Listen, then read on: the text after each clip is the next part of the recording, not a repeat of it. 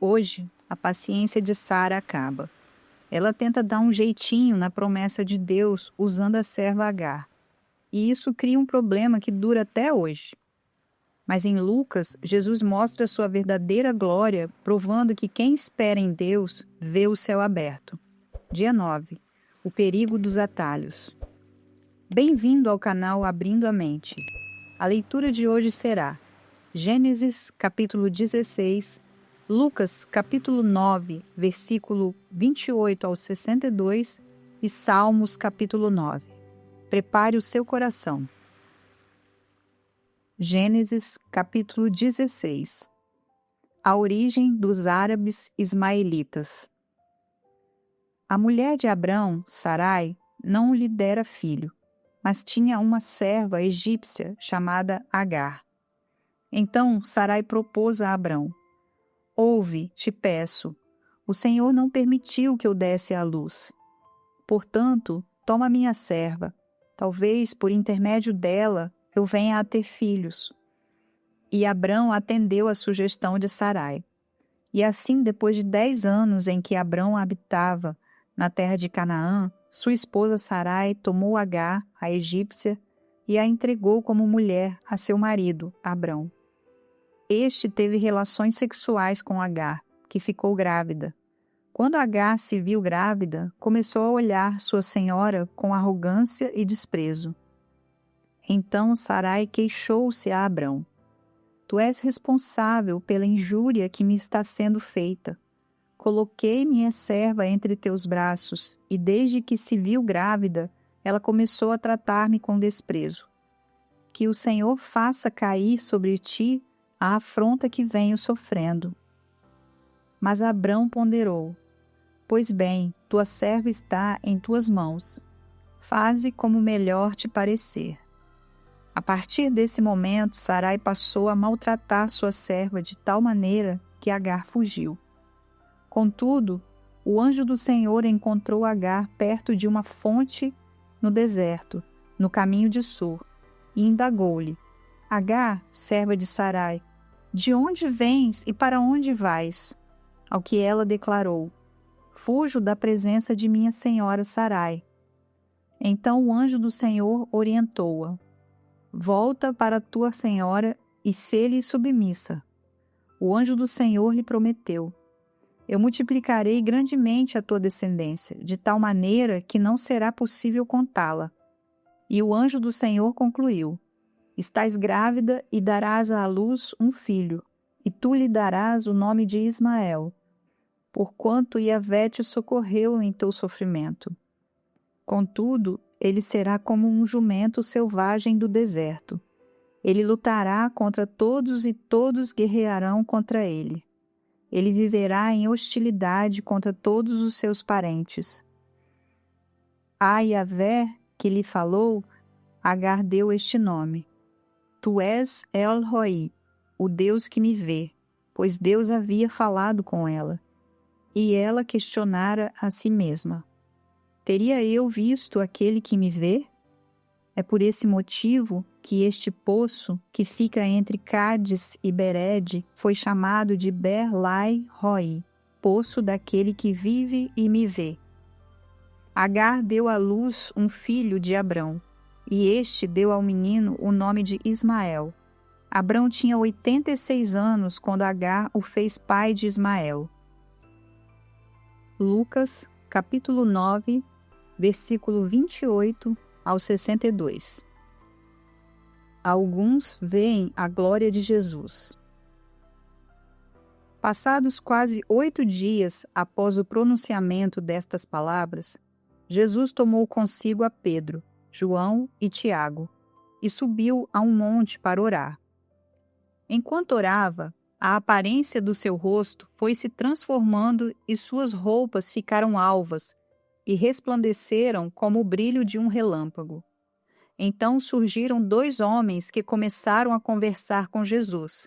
Eram Moisés e Elias.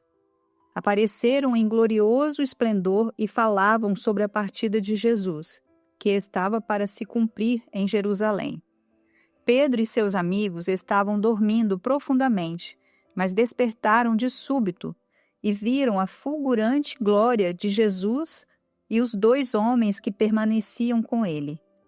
Quando estes iam se afastando de Jesus, Pedro sugeriu: Mestre, como é bom que estejamos aqui. Vamos erguer 3 tabernáculos. Um será teu, outro para Moisés e outro de Elias. Mas Pedro não sabia ao certo o que estava propondo. Entretanto, enquanto ele ainda falava, uma nuvem surgiu e os encobriu. E grande foi o temor que sentiram os discípulos ao verem aqueles homens desaparecerem dentro da espessa nuvem.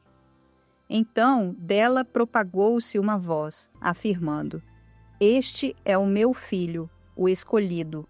A ele dai toda a atenção. Passado o som daquela voz, Jesus ficou só. Os discípulos, então, guardaram o que viram e ouviram somente para si. Durante aquele tempo, não compartilharam com ninguém o que acontecera. A cura de um menino possesso. No dia seguinte, assim que desceram do monte, uma grande multidão veio ao encontro de Jesus.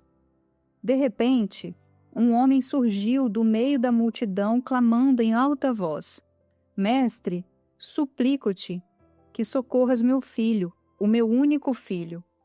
Um espírito se apodera dele e no mesmo instante faz o menino berrar, joga-o no chão, provoca-lhe convulsões até espumar pela boca, jamais o deixa por muito tempo e por meio de muitos ferimentos o está destruindo.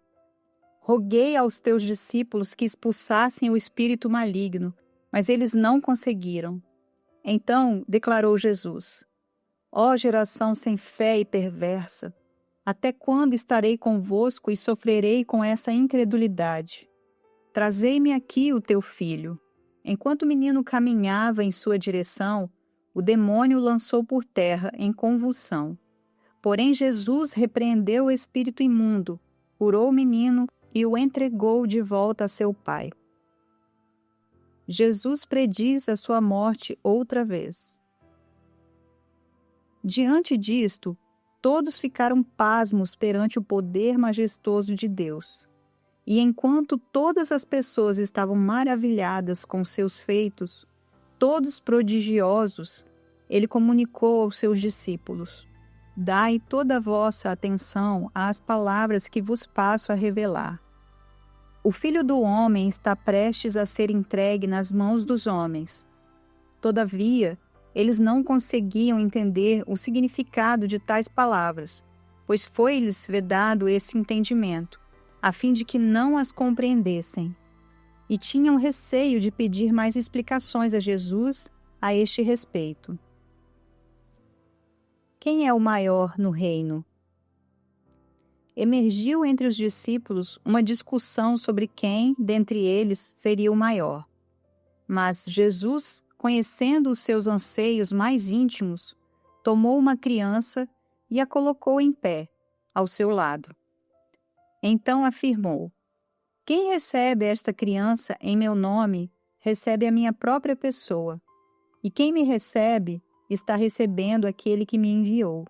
Portanto, aquele que entre vós for o menor, este sim é grandioso. Jesus não aprova o sectarismo.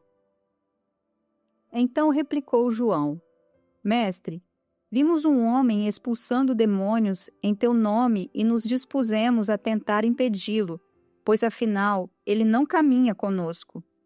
Jesus, entretanto, lhes advertiu: Não o proibais, pois quem não é contra vós outros está a vosso favor. Jesus não é aceito pelos samaritanos. E ocorreu que, ao se cumprirem os dias em que seria elevado aos céus, Jesus manifestou em seu semblante a firme resolução de ir em direção a Jerusalém. E por isso enviou mensageiros à sua frente. Indo estes, chegaram a um povoado samaritano a fim de lhe preparar pousada. Contudo, o povo daquela aldeia não o recebeu, por notar que ele estava prioritariamente a caminho de Jerusalém. Diante de tal situação, os discípulos Tiago e João propuseram: Senhor, queres que mandemos descer fogo do céu para que sejam aniquilados? Mas Jesus, mirando-os, admoestou-lhes severamente: Não sabeis vós de que espécie de espírito sois? Ora, o Filho do Homem não veio com o objetivo de destruir a vida dos seres humanos, mas sim para salvá-los. E assim rumaram para um outro povoado. O alto custo do discipulado. Quando estavam andando pelo caminho, uma pessoa declarou a Jesus: Eu te seguirei por onde quer que andares.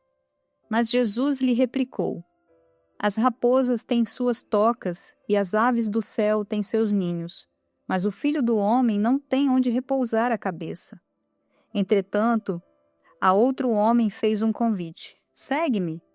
Ele, contudo, argumentou: Senhor, permite-me ir primeiramente sepultar meu pai. Todavia, insistiu Jesus, deixa os mortos sepultarem os seus próprios mortos. Tu, porém, vai e proclama o reino de Deus. Outro ainda lhe prometeu: Senhor, eu te acompanharei, mas deixa-me primeiro despedir-me dos meus familiares. Ao que Jesus lhe asseverou: Ninguém que coloca a mão no arado e fica contemplando as coisas que deixou para trás é apto para o reino de Deus. Salmos, capítulo 9.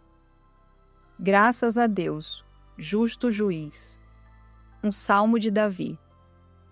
Senhor, quero render-te graças de todo o meu coração e proclamar todas as tuas maravilhas. Em ti quero alegrar-me e exultar, tocar e cantar louvores ao teu nome, ó Altíssimo. Meus inimigos, retrocedendo, tropeçaram em tua presença e pereceram. Pois defendeste o meu direito e a minha demanda. Sentaste em teu trono como justo juiz. Corrigiste as nações, destruíste os ímpios, por toda a eternidade apagaste o nome deles. O adversário foi totalmente derrotado para sempre. Arrasaste as suas cidades, e já não há quem delas se lembre. O Senhor reina para sempre. Para o julgamento firmou o seu trono. Ele julga o mundo com justiça, governa os povos com retidão. O Senhor é abrigo seguro para os oprimidos, uma fortaleza nos tempos de angústia. Em ti confiam todos os que conhecem o teu nome, porque tu, Senhor, jamais abandonas aqueles que te buscam. Tocai, cantai e louvai ao Senhor, que reina em Sião. Proclamem entre as nações as suas façanhas. Ele busca os assassinos, lembra-se do sangue derramado e os vinga. Não se esquece jamais do clamor do necessitado. Misericórdia, Senhor. Vê minha aflição, o sofrimento causado pelos que me odeiam. Salva-me das portas da morte, para que junto às portas da cidade de Sião possa eu cantar louvores a ti e ali exulte em teu livramento. Os povos caíram na cova que com astúcia abriram, no laço que ocultaram, seus pés se prenderam. O Senhor é conhecido pela justiça que exerce. Os ímpios caem em suas próprias tramas. Voltem os ímpios para o inferno, todos os povos que se esquecem de Deus. Mas os necessitados jamais serão esquecidos, nem será frustrada a esperança dos pobres e humildes. Ergue-te, Senhor, não permitas que um simples mortal vença. Julgados sejam todos os povos na tua presença. Coloca em seus corações o terror, ó Senhor, para que saibam as nações da terra que não são mais do que seres humanos. Encerramos o dia 9. Vimos o desastre de tentar ajudar Deus com a força do braço e vimos a glória de Jesus na transfiguração. A pergunta de hoje é sobre prioridades. Jesus disse: Ninguém que põe a mão no arado e olha para trás é apto para o reino. O que tem feito você olhar para trás e perder o foco na sua caminhada com Deus? Responda com sinceridade nos comentários.